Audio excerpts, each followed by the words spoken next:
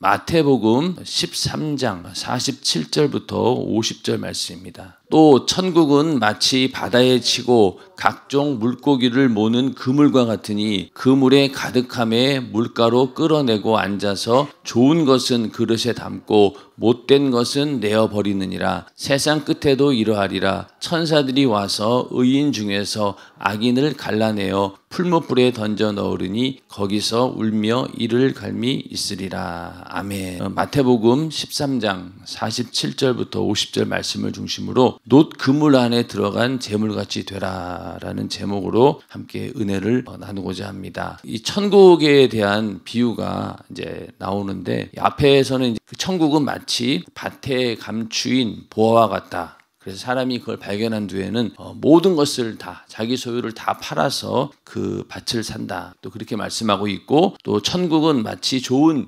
진주를 구하는 장사가니 값진 진주를 만나니까 또 자기 소유를 다 팔아가지고 그 진주를 산다. 이렇게 먼저 말씀을 하고 있습니다. 그 다음에 이제 천국에 대한 이야기를 하고 있는데 그만큼 천국이라고 하는 것이 내 소유를 다 바쳐서 내가 가지고 있는 것을 모든 것을 드린다 해도 그보다 훨씬 더 큰 가치가 있다는 거죠. 그런데 그 천국이라고 하는 것이 아무나 들어갈 수 없다는 그 마치 바다에다가 물고기를 잡는 그물과 같은데 그 그물 안에 일단 들어가야 된다는 그리고 들어간다고 끝나는 게 아니라 들어간 다음에 어떻습니까? 좋은 것은 그릇에 담고 못된 것은 내어버린다는 거예요. 구분을 한다는 거죠. 그렇기 때문에 내가 아무리 천국을 소유했다라고 믿고 그 안에 들어갔다고 하더라도 나중에 하나님의 심판대 앞에서 내가 정말로 그 안에 들어있는지 그때 이제 우리가 확실히 알 수 있다는 겁니다. 그래서 우리는 먼저는 이 천국이라고 하는 그물에 들어가야 되고 그 가운데서도 좋은 것으로 그릇에 담겨져야 됩니다. 인정하시면 아멘 하시기 바랍니다. 그래서 우리가 신앙생활 하는 목적이 천국 가는 것이고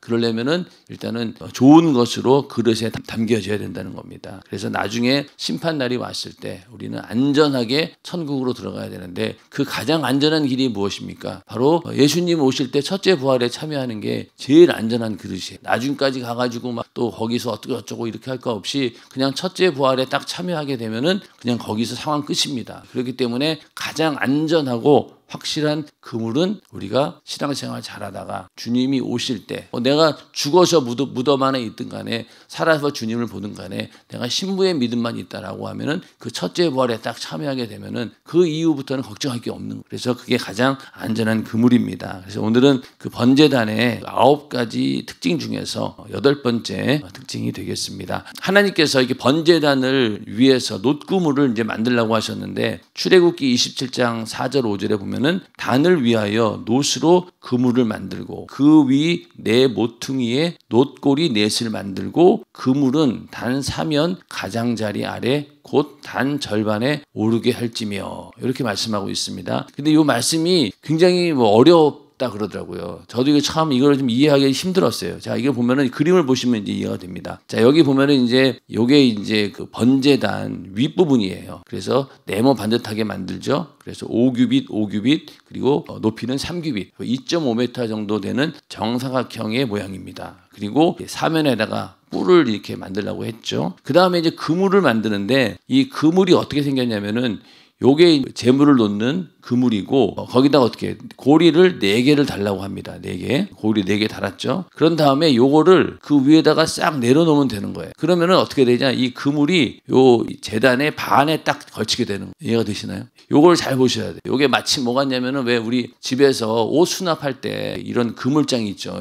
그거 뒤집어 놓은 모습. 그러니까 여기 고리가 딱 있어가지고 요 상태인데 요 위에다가 요거를 싹 내려놓는 거예요. 이해가 되시죠? 요거를 싹 내려놓으면은 딱 요 모양이 되는 겁니다. 그래서 여기다가 채를 이렇게 꽉 껴가지고 언제든지 들고 다닐 수 있도록 이동할 수 있도록 만든 거예요. 근데 어떤 그림에 보면은 고리를 여기다 만들어 놓은 게 있어요. 그림을 보면 그게 아니라는 거예요. 놋그물에다가 고리를 만든 다음에 이 위에다가 요거를 딱 덮어 씌우면은 그러면은 여기 딱 모양이 완성되고 고리를 딱 채를 꽉 끼면은 여기 딱 되는 거예요. 이동할 수 있도록. 이해가 되시죠? 요 모양입니다. 그래서 항상 이 그물이 요 중간에 와야 되는 거예요. 그물은 단 사면 가장자리 아래 곧 단 절반에 오르게 할지. 그러니까 요게 딱 내려놨을 때 요 그물이 어디에 와야 된다는 거예요. 단 절반에 오르게 해야 된다는 거예요. 그래서 요게 이제 쉬운 말로 하면은 놋의 그물망을 재단 가장자리 밑으로 달아내려 그 노스의 그물망이 제단의 중간까지 닿게 하라. 이제 약 쉬운 말로 번역한 게 그렇습니다. 이게 이해가 되시죠? 그러니까 이렇게 만들면 되는 거예요.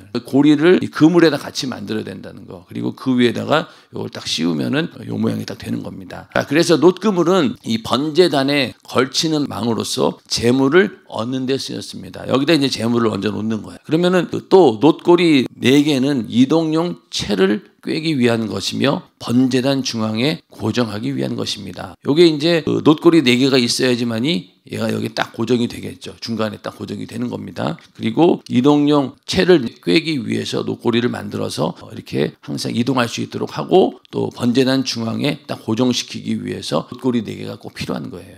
요게 있어야지만이 딱 걸쳐지게 되는 겁니다. 이해가 되시죠? 그 다음에 놋그물 철망을 번제단 틀 중간에 둔 이유는 재물을 쉽게 태우고 타고 남은 재를 쉽게 빠지게 하기 위한 목적입니다. 자, 이게 중간쯤에 있어야 되지 만약에 위에 있으면 어떻게 되겠어요? 재물의 재가 바깥으로 흘러 내려올 수도 있고 재물이 또 삐져나올 수도 있는 거예요. 그렇기 때문에 항상 요 중앙에 놓고 여기 재물을 태운 다음에 그 재가 밑으로 내려갈 수 있도록. 그러니까 여기 이렇게 만들어 놓으면 어떻게 되겠어요? 재가 요 밑으로 다 내려가겠죠. 이처럼 모든 재물을 번제단 노스의 그물에 올려놓고 불을 질러서 태워 올립니다. 그러므로 어떤 재물이든 일단 그물에 놓여야 합니다. 이 그물은 노수로 되어 있기 때문에 뜨거운 물에도 변하지 않습니다. 찢어지지 않고 잘 상하지도 않습니다. 자, 이렇게 어떤 재물이든 간에 일단은 이 그물 위에다가 얹어 놓아야 된다는 이 놋그물에 대해서 오늘 우리가 읽은 본문이 바로 거기에 해당하는 거예요. 예수님께서 천국을 바다에 들이워 물고기를 잡는 그물과 같다라고 하셨죠. 그러니까 이 말씀은 이제 누구나 하나님의 신령한 그 말씀의 그물에 붙들려야 천국 갈 수 있다는 말입니다. 그렇죠? 우리도 예수를 믿게 되었을 때 어떻게 믿게 되었어요? 복음을 들었잖아요. 복음이라는 게 당신의 죄가 이미 죄의 문제가 해결이 되었고 예수님께서 당신의 죄를 대신 담당해 주시고 죄를 사해 주셨습니다. 그걸 믿기만 하면은 당신은 죄 사함을 받고 천국에 갈 수 있습니다. 그 말씀을 듣고 내가 믿었어요. 그리고 예수를 받아들였고 영접했습니다. 그러면 그때부터 어떻게 되는 거예요? 이 그물 안에 들어가는 거예요. 천국이라고 하는 그물 안에. 그래서 그 다음에 일단은 들어갔어요. 천국이라고 하는 그물 안에 내가 일단 들어가야 되고 또 언제나 내가 그 안에 들어있는지를 확인하며 살아야 된다. 이게 우리 신앙생활이. 신앙생활 하는 게 내가 지금도 천국이라고 하는 그물 안에 내가 들어있습니다. 라는 것을 매일매일 확증할 수 있는 방법이 바로 신앙생활이에요. 근데 만약에 신앙생활을 제대로 하지 않는다. 예배하는 자리에 참여하지 않고 또 하나님 말씀대로 살지 않는다라고 하면은 우리는 그물 안에 있다라고 확신할 수가 없는 거예요. 그렇기 때문에 항상 내가 이 천국이라고 하는 그물 안에 들어있다. 하나님 말씀이라고 하는 그물 안에 들어있다라고 확증하며 살아야 되는데 그러기 위해서는 신앙생활을 잘해야 된다. 그리고 또 신령한 말씀의 그물이 늘 나를 덮고 그 그물에 걸려 있어야 합니다. 신앙생활이 하나님의 관심 안에 들어와 있어야 한다는 말입니다. 그러니까 그 말씀이라고 하는 그물에 내가 걸려 있어야 되는. 우리 예수 믿기 전에는 말씀이라고 하는 그물이 나랑 상관이 없었어요. 주일날 예배 드린다, 주일을 성수한다 이런 개념 자체가 없잖아요. 불신자 때는. 그런데 이제 예수를 믿고 보니까 주일날 함부로 살면 안 되는구나. 그런 그물에 딱 걸려 있는 거예요. 그러다 보니까 함부로 그날을 허비할 수가 없는 거예요. 예배하는 자리에 와서 하루 종일 교회에 있어야지 마음이 편한 거예요. 왜? 내가 천국의 그물 안에 있어야 되니. 근데 이제 그거를 모르면 어때요? 이 그물 밖에 있는 게 더 자유롭겠죠. 근데 일단은 말씀이라고 하는 그물에 딱 걸리게 되면은 어떻습니까? 그 그물 안에 있어야지 마음이 편한 거예요. 그래서 우리가 말씀을 계속 듣고 읽고 어떻게든 내 것으로 만드는 이유가 뭡니까? 이 말씀이라고 하는 그물에 다 걸리려고 그러는 거예요. 그 말씀을 많이 알면 알수록 어떻게 되겠어요? 그물이 점점 넓어지고 촘촘해지겠죠. 빠져나갈 군형이 점점 없는 거예요. 그렇게 해서 하나님 말씀의 그물에 내가 딱 걸려들어야 됩니다. 그 얘기는 결국 내 신앙생활이 하나님의 관심 안에 들어온다는. 관심 안에 들어온다는 건 뭡니까? 하나님께서 나를 보실 때 뭘 보겠어요? 내 안에. 먼저는 내 안에 있는 예수의 피를 보겠죠. 자기 아들의 피를 보고 우리를 거룩하다라고 인정해 주시고 그 다음에 우리에게 성령을 보내주셔서 늘 성령께서 우리와 함께 하십니다.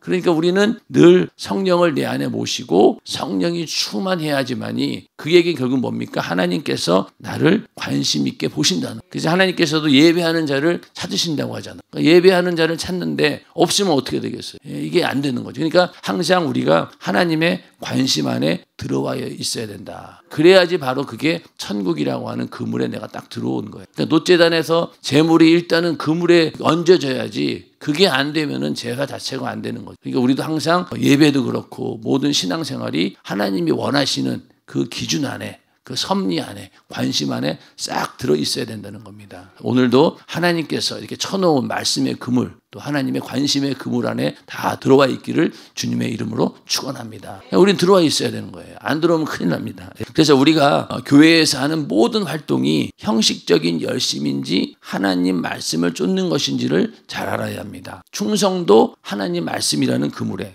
전도도 하나님 말씀이라는 그물에, 예배와 기도와 찬양도 이 그물에 담겨야 된다는. 그래서 항상 하나님 말씀을 쫓는 것인지 아니면은 형식적인 열심인지 아니면 다른 의도가 있는지를 우리는 항상 잘 이걸 알아야 된다는. 그래서 말씀을 기준으로 해서 내가 충성도, 전도도, 예배, 기도, 찬양 다 이게 이루어져야 된다. 만약에 찬양을 하는데 내가 노래를 잘해요. 그러니까 그거를 뽐내기 위해서, 드러내기 위해서 앞에 나서 찬양한다라고 하면은 잘못된 거잖아. 하나님 말씀을 쫓는 게 아닌 거죠. 충성도 마찬가지로 내가 이번에 어떤 직분을 맡았는데 이거 가지고 내가 위세를 부려야 되겠구나. 물론 그렇게 마음 먹고 하시는 분들은 없겠지만은 이게 직분이도 그렇게 만들어요. 자기를. 그러다 보니까 막 남들한테 어깨에 힘주고 다니고 막 이렇게 되면은 이게 또 아닌 거죠. 전도도 마찬가지. 기도, 찬양 다 마찬가지. 기도도 바리새인들이 하는 기도처럼 남에게 드러내 보이려고 하는 기도를 한다라고 하면은 그 자체가 문제가 있는 거죠. 항상 이 말씀이라고 하는 그것을 그 그물 안에 이 모든 것들이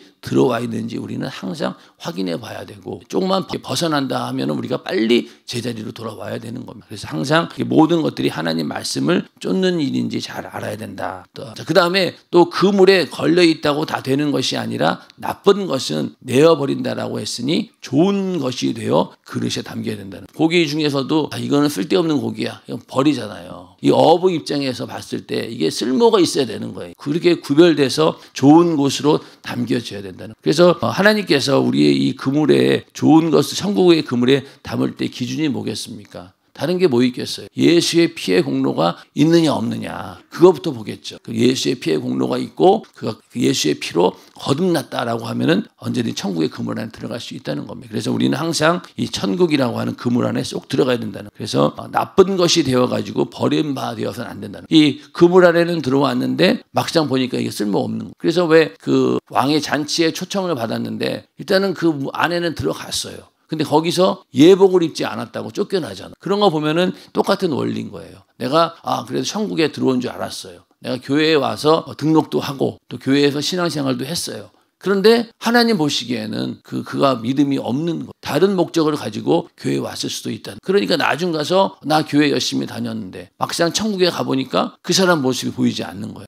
그 어디 갔지? 알고 봤더니 천국 아니면 어디 갔어요? 지옥에 있는 거예요. 왜 그럴까? 그렇게 신앙생활 열심히 하고 잘하는 것처럼 보였는데 하나님만이 교회에 다른 목적을 가지고 왔다는 겁니다. 그것도 평생을 교회만 다니면서 자기가 왜 예수를 믿었는지도 모르고 예수의 피의 공로로 거듭나지 못한 채 종교생활만 했다는, 그런 사람들은 거기서 분류가 된다는 겁니다. 그래서 우리는 끝까지 이 분류가 될 때 좋은 그릇에 담겨지기 위해서 어떻게든 살아남아야 돼요. 하나님 보시기에 쓸모 있는 것으로 내가 만들어져야 된다는. 그랬을 때 고기도 고기 나름대로 비싼 고기가 있고 싼 고기가 있을 거 아니에요. 비싼 고기는 어떻게 했어요? 빨리 이거는 건져가지고 잽싸게 빨리 넣어놓습니다. 그런 것처럼 이 어부 입장에서 그런데 하나님 보시기에도 이 키즈를 할 때 알곡부터 먼저 다 단에다 쌓아놓잖아. 근데 거기서 만약에 쭉정이가 돼버리면은 더 이상은 다시 이 알곡이 될 일이 없는 거죠. 그런 것처럼 천국도 그렇다는 겁니다. 그리고 다른 그물에 담겨서도 안 되는 거죠. 이게 그물에 들어오긴 들어왔는데 이게 알고 보니까 이게 다른 그물인 거예요. 그래서 우리가 전해드린 복음 위에 다른 복음을 전하면 저주를 받는다.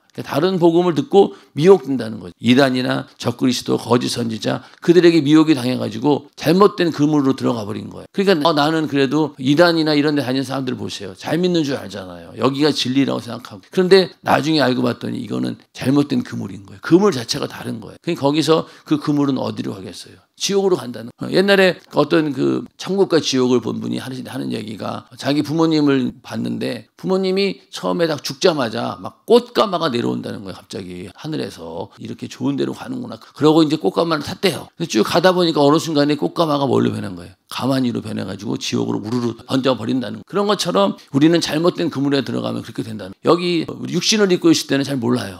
이 그물도 괜찮네. 야, 여기 오니까 사람들이 너무 잘해주네. 그런 것 때문에 속아가지고 이게 진짜 천국 가는 그물인 줄 알고 거기 들어갔다가 결국 나중에 어떡합니까? 한목에 그 거짓 선지자나 적그리스도 이단들과 함께 영원한 지옥에 같이 떨어져 가는 거예요. 절대 우리는 다른 그물에 담겨서도 절대로 안 됩니다. 아멘. 이건 굉장히 주의하셔야 돼요. 그다음에 마지막 때는 그리스도가 여기 있다 저기 있다 하는 소리를 잘 분별하여 절대 다른 복음에 미혹당해 영원히 망하는 일이 없어야 합니다. 오직 예수라는 그물에만 담겨야 합니다. 그 다음에 아브라함도 노아도 각자 그 시대에 하나님의 그물에 담긴 사람입니다. 우리도 이 시대에 주님께 쓰임받고자 할 때 주여 내가 당신이 던진 그물 안에 있겠습니다. 나를 써 주시옵소서 하고 기도해야 됩니다. 자, 여기서 이 던지는 이 그물은 또 하나님의 섭리 안으로 우리가 들어가는 거예요. 하나님의 섭리 안으로. 그래서 하나님의 섭리 안으로 들어갈 때 항상 우리에게는 뭐가 따르냐면은 위기가 따를 수밖에 없어요. 하나님의 섭리 안으로 들어갈 때 그냥 들어갑니까? 엄청난 시험이 있고 거기서 갈등도 있어요. 들어갈까 말까. 저기 내가 확 뛰어들면은 혹시 내가 손해보는 건 아닌가. 이것도 괜히 내가 잘못 믿고 갔다 어떡하나. 걱정, 근심도 되고 두렵기도 하겠죠. 그런데 일단은 그 섭리 안으로 뛰어들면 어떻습니까? 자, 새벽 예배에 갈까 말까 망설이다가 일단 뛰어들었어요. 여기 또 찬양하는 걸로 딱 시작하니까 빼도 박도 못하는 거잖아요. 그냥 찬양하니까 저 같은 경우는 어떻게 했어요? 설교하는 자니 나밖에 없잖아요. 본교 있을 때는 설교하는 분들이 많으니까 그냥 일주일에 한 번 정도 해도 되고 만약에 내가 안 나와도 다른 사람이 그 자리에 나올 수 있어요. 금방이라도. 그런데 이제 여기는 그게 안 되니까 계속 나와야 돼요, 그냥. 그러니까 오히려 그게 저에게는 은혜인 거죠. 그런 것처럼 여기도 다 그런 그물에 걸려 있는 거. 하나님의 섭리 확 뛰어든 거예요. 새벽 예배에 내가 찬양해야지만이 안 빠질 거 아닙니까? 그러니까 확 뛰어들었어요. 그게 처음에는 얼마나 갈등이 심했고 괜히 내가 시작했다가 나중에 못 감당하면 어떡하지? 얼마나 걱정했겠습니까? 그런데 일단은 들어보니까 어때요?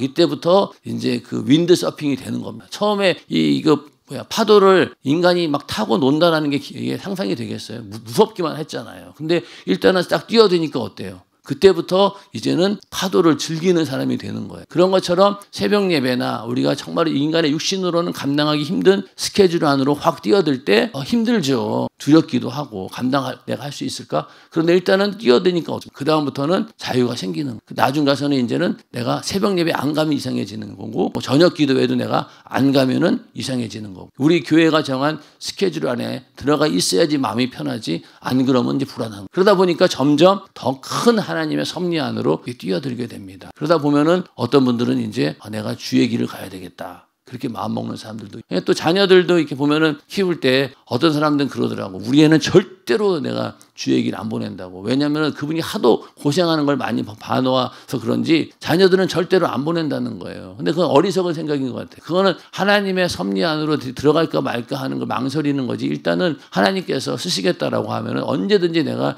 자녀도 그 길을 갈 수 있도록 내가 기도하겠습니다. 이래야 되는데 일부러 막 다 철벽을 쳐놓는 거야. 절대 안 돼. 절대 안 돼. 너 어디 가서 애들 보고 그런데 너 어디 가서 절대 뭐 서원 같은 거 하지 마. 손 들고 그러면 안 돼. 막 이렇게까지 교육을 시킨다 그러더라고요. 그건 아닌 거죠. 일단은 섭리 안으로 들어가는데 들어가는 게 두렵고 힘들고 겁도 나고 그러지만 용기도 없지만 그러나 일단은 들어가면은 하나님께서 그 안에서 일을 하신다는 그래야지 뭔가 일이 되는 겁니다. 안 그러면은 항상 머뭇거리다 보면은요 그냥 아무것도 못해. 자, 그 다음에 바울은 지식의 그물, 신분의 그물, 혈통의 그물, 율법의 그물, 바리새인이라는 그물에 담겨 있을 때는 자기가 대단한 줄 알았습니다. 왜 바울이 일단은 가말리엘 문화생, 그 당시 최고의 학문을 가진 자라고 자기도 자부했었고 또 베냐민 지파에다가 율법에는 흠이 없는 자고 또 바리새인 중에 바리새인이에요. 완벽한 사람이에요. 그러니까 자기가 대단한 줄 알았고 완벽한 줄 알았던 거죠. 그런데 다메섹으로 가는 길에 예수를 만나는 순간 그 그물에서 빠져나와 세상이 멸시하고 천대하에 내버린 예수가 달린 십자가라는 놋그물에 담기는 순간부터 십자가 복음만 전하는 복음 증거자가 되었습니다. 이 바울은 그랬다는 거예요. 자기가 속해 있는 그물이 대단한 줄 알았던 거예요. 나중에 이제 예수라고 하는 그물 안에 들어와 보니까 어때요? 이거는 정말로 배설물과 같은 거다. 아무 쓰잘데기 없는 거구나. 오히려 하나님 말씀을 방해하고 복음 전도에 방해밖에 안 되는구나. 깨닫고 이제 더 그 안으로 들어오게 되는. 그래서 우리도 세상에 있을 때는 어떻습니까? 교회에 대해 오해하기도 하고 핍박하기도 하고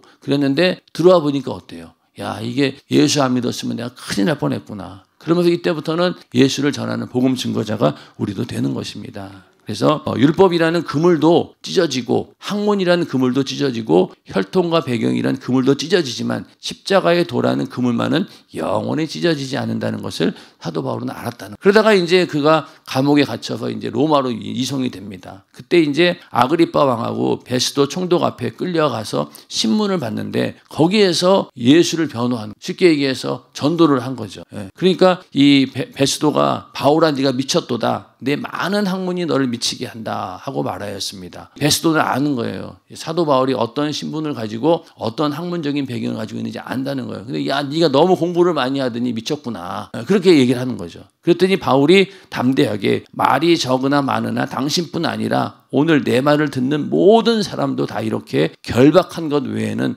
나와 같이 되기를 하나님께 원하나요.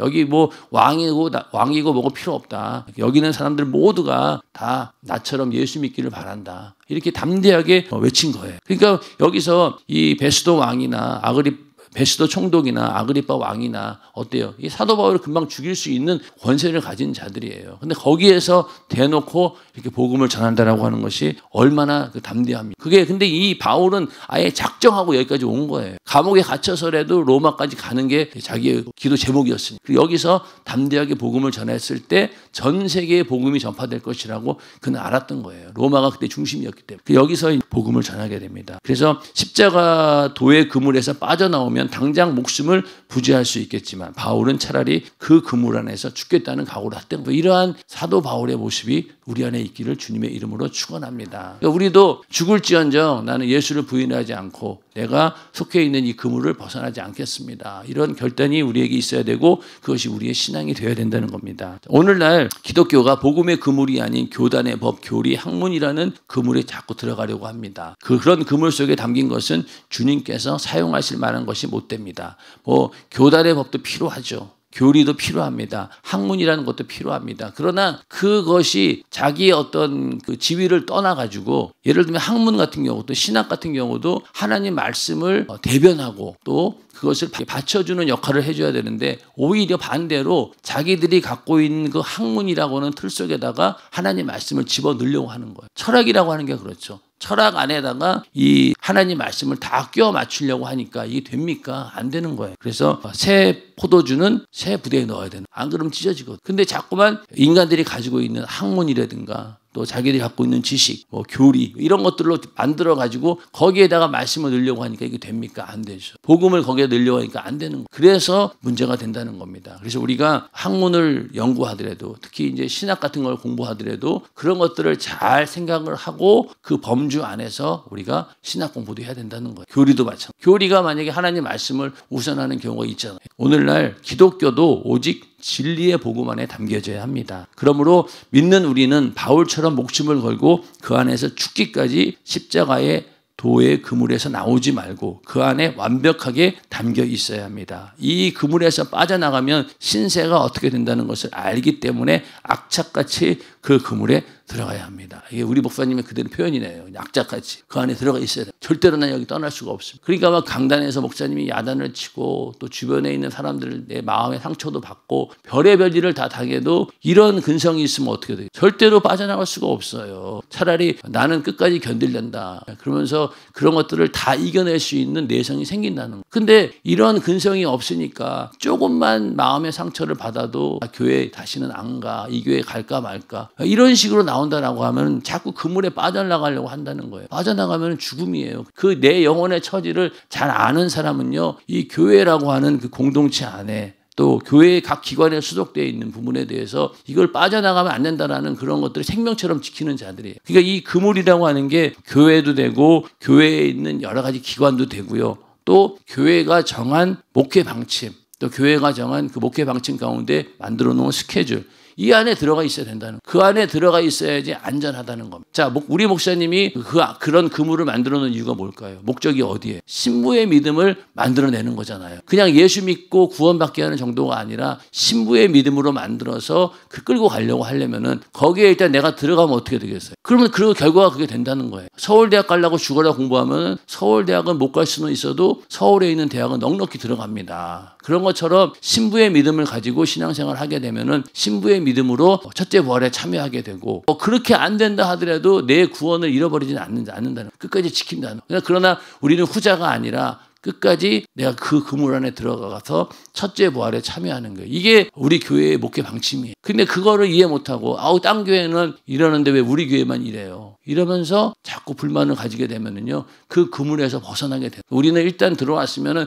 끝까지 그 그물 안에서 악착같이 붙어 있어야 돼. 주변에서 나를 시험 들게 하든 나를 상처를 주든 나에게 별의별 말을 다 하든 그거에 이게 신경 쓸 겨를이 없어요. 일단 그물 안에 붙어 있어야 되네. 안 그러면 죽는데. 그런 각오를 가지고 신앙생활하지 않으면은 절대로 못 버팁니다. 그런 근성을 가지고 버티셔야 돼. 내가 만약에 이 그물 안에 들어왔으면은요, 절대로 여기서 빠져나가면 안 된다라는 각오를 하고 버텨내셔야 된다. 근데 너무 이 면역성이 약하면은 이게 안 되는 거예요. 이렇게 그물에 빠져나가면 내 신세가 망한다는 걸 알아요. 그래서 내가 그 그물 안에 있다는 것을 자랑스럽고 언제나 주님이 나를 필요에 따라 쓰신다는 것을 자랑스러워해야 합니다. 연세중앙교회에 있다라고 하는 그것을 자부심을 가지셔야 돼요. 다른 사람이 어떻게 얘기하든 간에 내가 받은 은혜가 있고 또 내가 지금까지 본 바가 있기 때문에 나는 이 연세중앙교회 교인으로서 나는 정말 여기서 신앙생활 잘해야 된다라는 그런 각오를 가지고 오늘 하루도 절대로 어떠한 외부의 환경이나 또 내 안에 있는 것들로 인해서 흔들리지 말고 우리는 예수라고 하는 그물, 말씀이라고 하는 그물, 또 연세중앙교회라고 하는 그물, 또 동탄 연세중앙교회라고 하는 그물 안에 어떻게든 악착같이 붙어 있어야 되는 거예요. 그래야지 하나님께서 귀하게 쓰시고 이 놋그물의 제물의 역할을 제대로 할 수 있다는 겁니다. 그래서 나를 완전히 태워가지고, 그러니까 이 사도 바울도 관제와 같이 내가 부음을 받는다라고 하잖아요. 완전히 포도주를 만들 때 포도를 막 짓이겨가지고 형태가 없어요. 그렇게 해서 그 포도주를 만들어서 하나님께 드리는 겁니다. 그런 것처럼 나라고 하는 것은 완전히 다 사라지고 제가 된 다음, 그래야지 하나님께서 나를 받으신다는 그런 믿음으로 만들어지기를 주님의 이름으로 축원합니다.